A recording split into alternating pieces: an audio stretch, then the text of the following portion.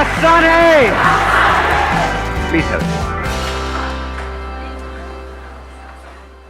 Mentally strong कैसे होते हैं और मेंटली स्ट्रांग होने का मतलब क्या है, ये हमको मिल करके आज फाइंड आउट करना है। पहले ये देखना है कि फिजिकली स्ट्रांग होने का मतलब क्या। सर फिजिकली स्ट्रांग को कह सकते हैं कि जिसके पास स्ट्रेंथ, स्टेमिना और एंड्योरेंस तीनों हो तो उसे फिजिकली फिट कह। Excellent point, let's give big hand for him.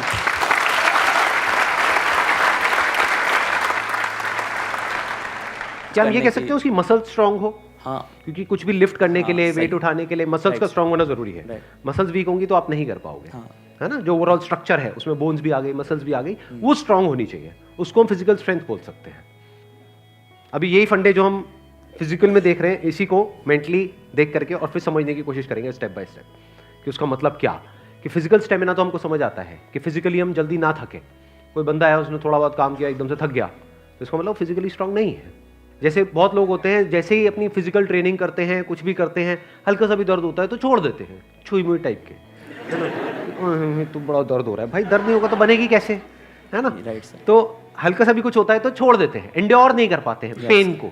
Yes sir. तो पेन को एंड्योर करने की जितनी हमारे अंदर पावर है उसको हम एंड्योरेंस बोल सकते हैं। सर मेरे हिसाब से फिजिकली स्ट्रांग होने का मतलब ये है कि सबसे बड़ी चीज़ ये है कि बीमारियों से दूर होना चाहिए उसे। अगर मतलब कई बार ऐसा होता है कि हमें फिजिकली स्ट्रांग दिख रहा है पर्सन, बट वो होता नहीं है। यानी कि एक बंदा हो सकता है वो फिजिकली हमको स्ट्रांग बाहर से दिख रहा हो और वेट भी बहुत अच्छा लिफ्ट कर रहा हो, और लेकिन उसकी इम्यूनिटी वीक हो। Yes sir. तो हम कह सकते हैं अंदर से वो बंदा कितना स्ट्रांग है। यानी कि जो भी डिजीजेज है, मतलब जो भी बीमारियां हैं, उनसे लड़ने की उसके अंदर कितनी पावर है उसकी बॉडी के अंदर। Yes sir. एक तो फिजिकल पावर, एक है उसकी इम्यूनिटी हम बोल सकते हैं। Yes sir. अब एक एक करके इन पॉइंट को देखते हैं कि मेंटल स्ट्रेंथ में किस तरीके से हम अप्लाई कर सकते हैं। सबसे पहले बात हमने करी फिजिकली स्ट्रांग होने का मतलब क्या, स्ट्रेंथ। मतलब आप कह लो वेट उठाना है। जैसे कहीं हम जा रहे हैं रेलवे स्टेशन पे, यहाँ पे, वहाँ पे, एयरपोर्ट पे, और अगर दोनों हाथ में पूरा भारी भारी पूरा भरा हुआ लगेज है, जैसा हम लोग इंडियंस ज़्यादातर लेकर के जाते हैं, लगेज बंदे से भारी होता है, सही है नहीं है। 3-3 बंदे बैठ बैठ करके उसको पैक कर रहे होते हैं घर पे, माँ चढ़ी होती है और साथ में बच्चे भी, बेटा तू भी आ जा, तू भी आ जा, पति का अरे तू क्या देगा, इधर बैठ। सारे बैठे हुए हैं और उसको बंद कर रहे हैं, फिर उसको उठा रहे हैं, है ना।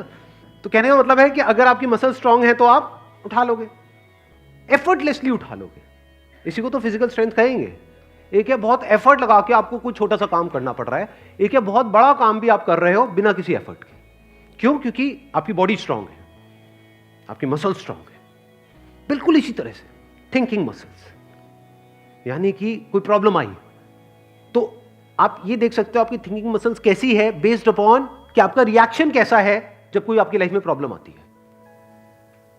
3 सिचुएशंस हैं यहां पे, तीनों को एक एक करके देखते हैं। एक है कोई बड़ी प्रॉब्लम आई हमारे सामने और हमने अपने हथियार डाल दिए और हम एकदम से परेशान हो गए, तो हम क्या कहेंगे, हमारी मेंटल मसल्स कैसी है, वीक है। मतलब बिल्कुल ऐसा हो गया कि लगेज थोड़ा सा भारी है तो लगेज भारी है मैं नहीं उठाऊंगा। अरे भाई अपने आप को स्ट्रांग कर, मैं आगे ट्रैवल नहीं करूंगा। क्यों? क्योंकि लगेज भारी है, मैं तो यही रहूंगा, बस स्टैंड पे ही रहूंगा, मैं नहीं जाऊंगा। आप हंस रहे हो लेकिन ऐसे हम करते हैं लाइफ में। कोई बड़ी प्रॉब्लम आई तो हम क्या करते हैं, अपने हथियार डाल देते हैं, मतलब वी गिव अप, फेस ही नहीं करते हैं उस प्रॉब्लम को। ऐसी कोई प्रॉब्लम नहीं है जिसका सोल्यूशन ना हो इस दुनिया में। अगर प्रॉब्लम है तो सोल्यूशन भी है, बट सोल्यूशन तक पहुंचने के लिए we need thinking muscles, we need to think a lot in the right direction. और ये राइट डायरेक्शन और रॉन्ग डायरेक्शन क्या है? राइट डायरेक्शन मतलब solution oriented approach, wrong direction मतलब प्रॉब्लम ओरिएंटेड अप्रोच, कि हम प्रॉब्लम में ही जाकर के स्टक हो गए हैं, बस उससे आगे बढ़ ही नहीं रहा है हमारा दिमाग। इसको हम कह सकते हैं मेंटली हमारी जो मसल्स हैं वो वीक है, मेंटली हम वीक है। दूसरा सिनेरियो क्या है, कोई प्रॉब्लम आई, उससे हम लड़े और लड़ने के बाद में बहुत एफर्ट लगाया, बहुत दिमाग लगाया, बहुत मेहनत करी, लड़े और जीत गए, मतलब उस प्रॉब्लम का हमने सॉल्यूशन निकाल लिया। क्या हम कह सकते हैं कि आप मेंटली बहुत स्ट्रांग हो? नहीं, नो। व्हाई? एग्जैक्टली, बिकॉज आपको बहुत एफर्ट लगाना पड़ रहा है। समझ गए ना? हाँ, जैसे कोई बैग उठाना है तो बहुत एफर्ट लगाना पड़ रहा है जी, दोनों हाथ लगा दिए और ये घसीट घसीट के जा रहे हो, और पहुंच गए, कह रहे हो हाँ मैं तो वो। भाई कुछ नहीं, तेरी कमर में लचक आ चुकी है। The second scenario is better than the first scenario but not as good as the third scenario. Third scenario क्या है? बड़ी से बड़ी भी कोई प्रॉब्लम आई हमारी लाइफ में, हम पहले ही उसके लिए तैयार थे और ऐसे सॉल्यूशन निकल के आ गया। मतलब वो प्रॉब्लम जो दुनिया के लिए बहुत बड़ी है, जिसको देख करके लोग डरने लग जाते हैं, वो प्रॉब्लम आपके सामने आई, ऐसे सॉल्यूशन निकल गया, एफर्टलेसली काम हो गया। यानी एक बैग आपके पास में है 50 किलो का, ऐसे उठा लिया हल्के में। मतलब लोगों को देखने में लग रहा है कि अरे बैग तो बहुत हल्का है। बैग हल्का नहीं है, उस बंदे में दम है। तो कैसे लाइफ की मुश्किल से मुश्किल प्रॉब्लम्स को भी आप आसान से आसान बना सकते हो? कितना आसान बना सकते हो कि ऐसा लगे अरे इस बंदे को तो कोई एफर्ट ही नहीं करना पड़ रहा है। उसी को तो कहेंगे मेंटल स्ट्रेंथ, मेंटली स्ट्रांग होना। इसको अगर मैं समअप करूं, जो भी अभी तक मैंने कहा है उसको एक लाइन के अंदर अंदर, तो वो क्या है? एक कैटेगरी होती है लोगों की जो सिंपल से सिंपल प्रॉब्लम्स को भी कॉम्प्लिकेटेड बना देते हैं अपने माइंड में।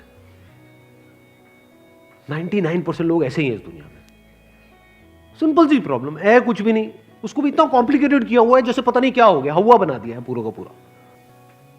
और दूसरी कैटेगरी होती है लोगों की, ऐसे बहुत कम लोग होते हैं, वही होते हैं जिन्होंने एक्चुअल में काम किया होता है अपनी मेंटल मसल्स के ऊपर। वो कौन होते हैं?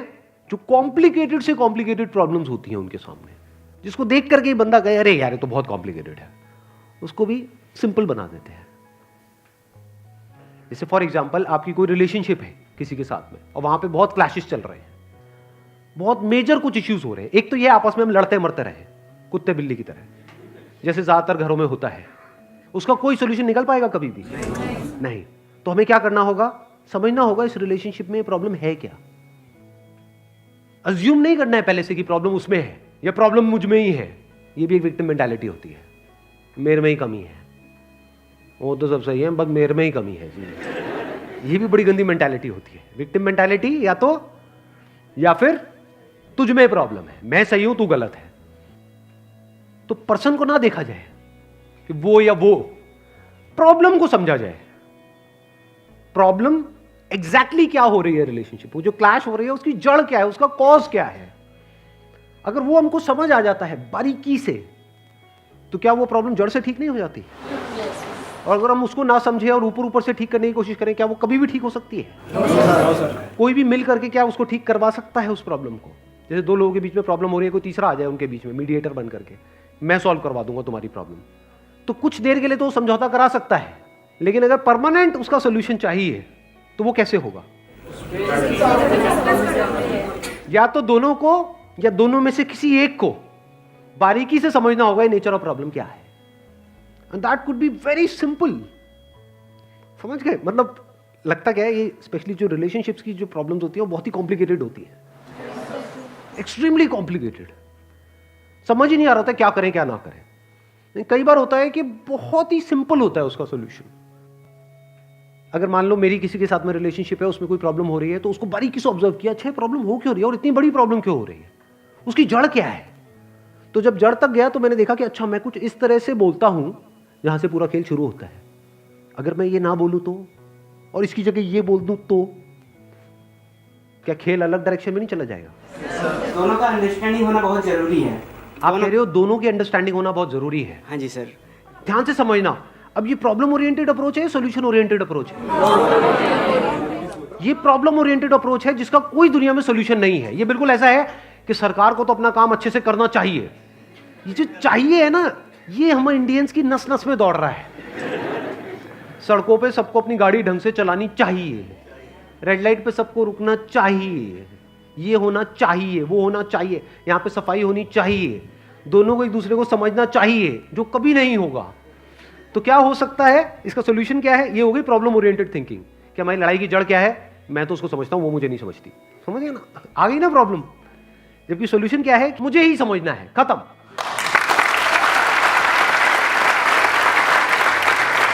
Thank you so much for coming.